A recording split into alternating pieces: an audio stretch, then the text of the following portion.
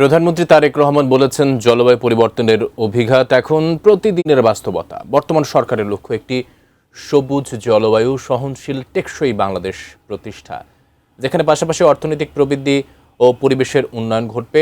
সকালে বিশ্ব পরিবেশ দিবস উপলক্ষে আয়োজিত এক অনুষ্ঠানে তিনি প্রত্যাশার কথা জানিয়ে বলেন, এদেশ হবে সকল প্রাণী ও প্রাণের নিরাপদ আবাসস্থল। বিশ্ব পরিবেশ দিবস উপলক্ষে রাজধানী চীনমৈত্রী সম্মেলন কেন্দ্রে জাতীয় বৃক্ষরোপণ অভিযান ও বৃক্ষমেলার উদ্বোধনী অনুষ্ঠানে যোগ দেন প্রধানমন্ত্রী তারেক রহমান। পরিবেশ রক্ষায় বিশেষ অবদান রাখায় জাতীয় পরিবেশ পদক তুলে দেন ৩ ব্যক্তি ও ৩ প্রতিষ্ঠানকে। বৃক্ষরোপণে জাতীয় পুরস্কার দেওয়া হয় ৭ শ্রেণীতে মোট ২১ জনকে। গুরুত্বপূর্ণ অবদান রেখেছে। বক্তব্যের শুরুতেই প্রধানমন্ত্রী তারেক রহমান সম্প্রতি বিশ্বের প্রভাবশালী সাময়িকীতে প্রকাশিত বিশ্বের ১৭৩টি বসবাস অযোগ্য শহরের তালিকায় ঢাকার অবস্থান তৃতীয় হবার প্রসঙ্গ তুলে বলেন, পরিবেশ সম্পর্কে এখনো সচেতনতা কম জনসাধারণের মধ্যে। বিশ্বে বসবাসের অযোগ্য শহরের তালিকায় তৃতীয় স্থানে বাংলাদেশের রাজধানী ঢাকা। আমার মনে হয় এই বিষয়টি নিয়ে আমাদের সকলের ভেরি সিরিয়াসলি বোধহয় চিন্তা করার সময় চলে এসেছে। আমাদের সমাজে বহু মানুষ আছেন যারা এই সকল বিষয়ে খুবই অজ্ঞ। এই অজ্ঞ মানুষগুলোকে এই ব্যাপারে সচেতন করাটা বোধহয় আমাদের দায়িত্ব এবং আমাদের একটা পবিত্র কর্তব্য বলে আমি মনে করি।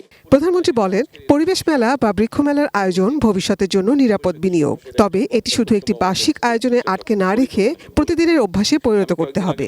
বৃক্ষরোপণ এবং পরিবেশ সংরক্ষণের মতন এই যে বিষয়টা, এটা আমাদের একটা নৈমিত্তিক অভ্যাসে যদি আমরা পরিণত করতে পারি, তাহলে একটা স্বাস্থ্যকর বসতি গড়ে তোলা দরকার, আমাদের গড়ে তোলা উচিত, আমরা কাজ করছি। এই সবগুলো তাহলে ধীরে ধীরে আসলেই বাস্তবে রূপ নিতে পারবে। নতুন বৃক্ষরোপণের ক্ষেত্রে দেশীয় প্রজাতির গাছ যেমন ঔষধি, অর্কিড, বাঁশজাতীয়, বনজ, ফলদ, অর্থকরী বা বিপন্ন প্রজাতির গাছ, এইগুলোকে রোপণ করা বোধহয় খুবই দরকার।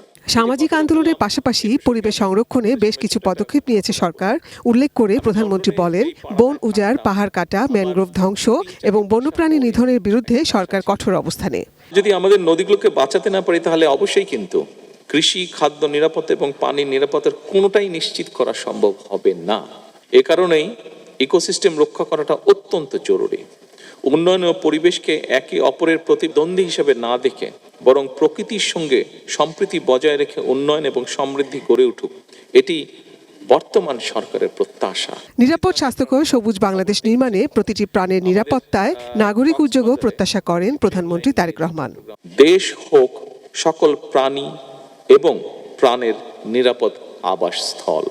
অনুষ্ঠান শেষে চীনমৈত্রী সম্মেলন কেন্দ্র প্রাঙ্গণে একটি জলপাই, জারুল ও নিম গাছের চারা রোপণ করেন প্রধানমন্ত্রী। ঘুরে দেখেন পুরাতন বাণিজ্য মেলা প্রাঙ্গণে আয়োজিত বৃক্ষ ও পরিবেশ মেলা। Nazia Afrin, ATN news, Dhaka.